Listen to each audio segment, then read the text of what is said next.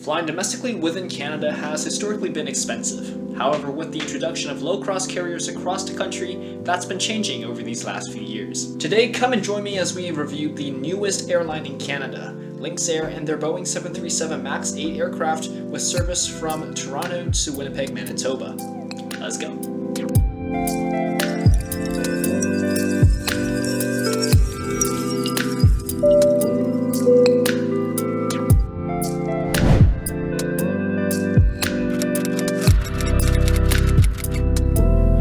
We start our journey on the Go Transit Go bus, servicing directly into Toronto's Pearson International Airport, stopping by the Terminal 1 arrival section to drop off travelers to the airport. From there, it's a quick walk up a few escalators before we get to the Terminal 1 departures concourse. If you're traveling out of Terminal 3, you can follow the signage around the building and ride the free SkyTrain that connects the two terminal buildings. You can see that process in my Swoop Air review that I posted a few months prior, linked somewhere right above. It's been an astonishing 14 years since I last departed out of Terminal 1, so you can understand my excitement as we proceeded towards security. In all that time, all my departures have been from Terminal 3, although I have arrived into T1 several times before. Lynx Air is Canada's newest airline. They are a part of the influx of ultra-low-cost carriers establishing themselves in Canada over the years and operate a fleet of just 3 Boeing 737 MAX-8 type aircraft at the time of this video. Based in Calgary, Alberta, Lynx made their inaugural flight on April 7th, 2022, just less than 2 months before this video was filmed. Previously branded as Enerjet, Lynx Air operates much like other low-cost carriers do in Canada and around the world, serving passengers with a discounted base fare and charging for pretty much everything else. If you want prior seat selection, you have to pay. Bags, you have to pay. Call center and priority boarding, you have to pay. I think you get the gist of the story by now, and since we wanted the full ULCC experience, me and my friend decided not to pay for our seat selection and instead opted for the online check-in 24 hours before departure, where the seat is randomly assigned to us. Thankfully, we got put next to each other and I had the window seat, which is a definite must-have for us. Terminal 1 in Toronto is the main hub for Canada's flag carrier, Air Canada, as well as their Star Alliance partners, which is why it's so interesting that Lynx actually operates here, unlike their ULCC and leisure counterparts such as Sunwing and Flair, which operate out of Terminal 3. Flying Lynx gives us a chance to experience T1 for a change.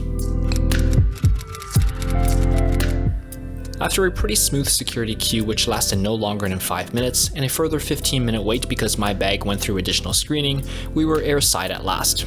The Terminal 1 domestic concourse is quite beautifully designed, and I finally got to check out the stunning Trillium Flower departure screens. Or at least I think it's a Trillium Flower.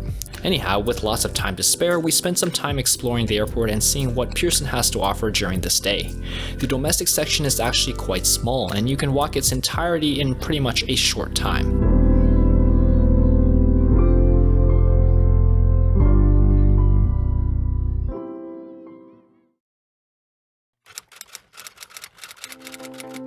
After a while, here are the scenes at our gate, where our aircraft for today, a 3-year-old Boeing 737 MAX-8, registered Charlie Golf Juliet Sierra Lima, which just arrived from Winnipeg, pulls into our stand.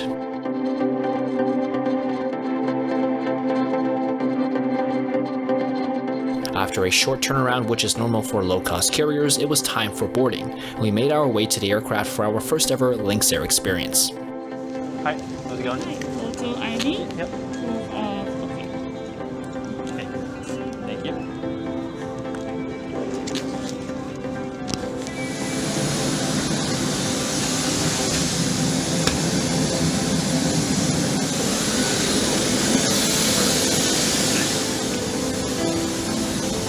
Hi, how's it going? Hello. Hi. Hello.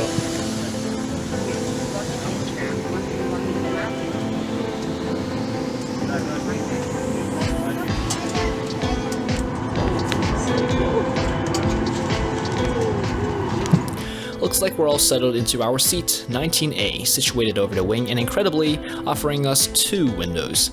So if you're ever into filming, I highly suggest row 19 to get this free perk.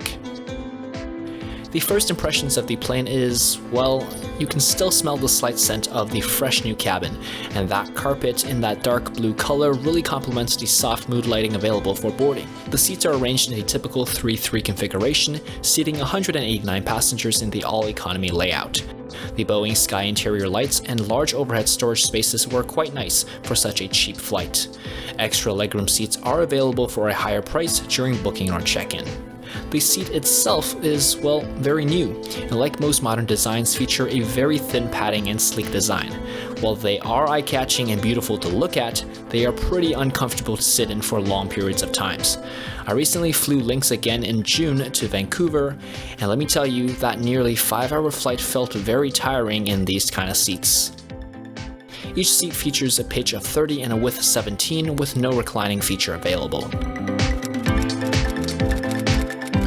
After 20 minutes, it was clear that something else was going on because we weren't going anywhere, and soon enough it turned out that due to a mismatch between tickets and passenger numbers or something along those lines, it meant that the crew had to individually check our boarding passes for most of the passengers, and a delay was ultimately required for the situation to be resolved. So as we wait for our departure, I figure now would be a great time to show you the rest of the seat. I'll give you a bit of a seat tour and explore what Lynx has to offer in terms of amenities, which, to be honest, isn't all that much, but here we go. Each seat features a small but sturdy tray table, which can be pulled down and extended slightly towards you. The seat back pocket also features the cabin safety card, and obviously there is no magazine or menu available. A small coat hook is available though, and the regular 737 window, or in our case windows, are at every window seat. There are no power outlets, although the armrest does move, and individual lights and air vents can be adjusted accordingly. One really great thing that I noticed is that Lynx really did not skimp on the legroom. Compared to their fellow low-cost carriers like Swoop and Flair, Lynx definitely has the most spacious seats, and it even trumps some narrow-body cabins in Air Canada, like their A321 cabin. With the delayed situation sorted out, we finally began our pushback and taxied to runway 24 left, where we made our westbound departure for Winnipeg, Manitoba. The faux takeoff video is linked right above.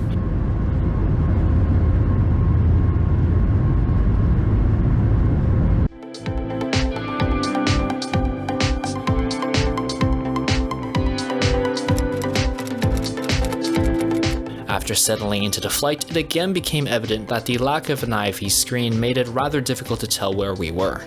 Despite it being the daytime, I am not familiar enough with the local landscape to tell you what city we were over, and it becomes rather important that you get your own in-flight entertainment. My friend got me to finally watch episode 1 of season 1 of Stranger Things, which apparently is a really popular Netflix series that honestly, I don't think I've heard of before this. And while the episode was rather interesting, I didn't like it all that much. Until I got home and binged all 4 seasons in less than a week, so yeah, I guess I was seriously missing out. Well, a little review, here we go. The 737 MAX-8 lavatory is rather small, and this one was at the rear of the plane, and space is really limited here. There's a soap and a working tap and a toilet, and yeah, let me just sit back and you can watch me film this. There really isn't much else to say. Although Lynx does not offer a buy-on-board service, they do provide free water, which is a welcome to me as I forgot to fill my bottle at the airport. The crew came around with bottled water and they gave it to you in cups.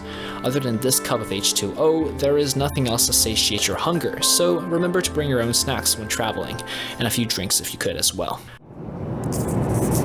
Hey there, so currently on the Lynx 737 MAX-8, and overall I'd say we lucked out. One of the only rows with 2 windows, and we have an empty space on the side here, so it was a lot easier to get in and out. However, all the seats are very nice. They're very new. Everything is brand new here, so you can really tell it's the brand new things. The seats are a little uncomfortable because they're kind of thin, so if you're on the plane for like 5 hours, you might get a little stiff, but a 2-hour flight, it's really not bad.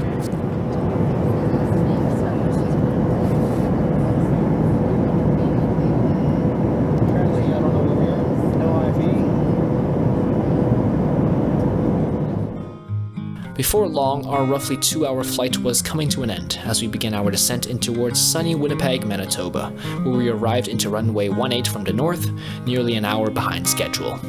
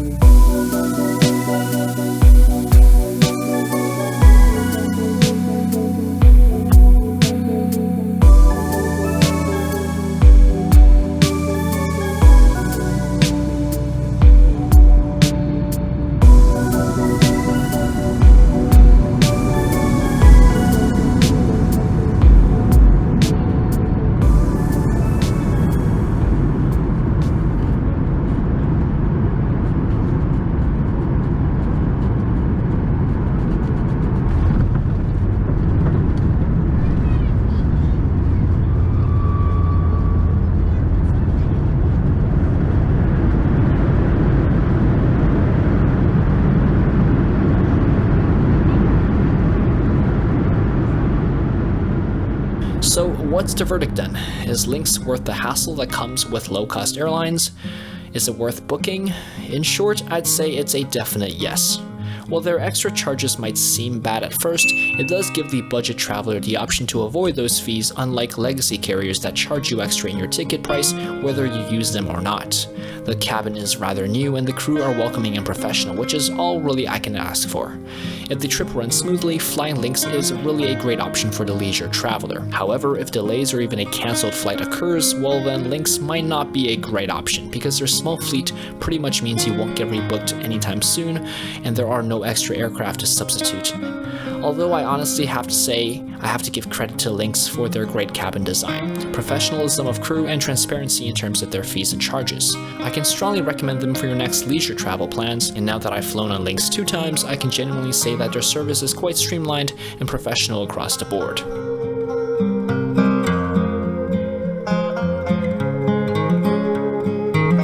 Seatbelt fastened and carry-on baggage stowed until the aircraft has been parked at the gate. Well, there you go. Thank you very much for watching. I hope that this video was entertaining enough and helps you find out what Lynx is all about. When opening the overhead bins as items may have shifted during the flight. I wish everyone a great day, and until next time, thank you so much for watching once again. Make sure to subscribe to my channel if this content is something you like, and there's a few more trip reports on the way out, including the Air Canada Boeing 787-9 Dreamliner in business class, as well as Flair Airlines, which is the last low-cost carrier that I have yet to fly on. Well, I hope you stay flying safely, and I wish everyone a great day again. Cheerio! Alright, thank you very much. Okay.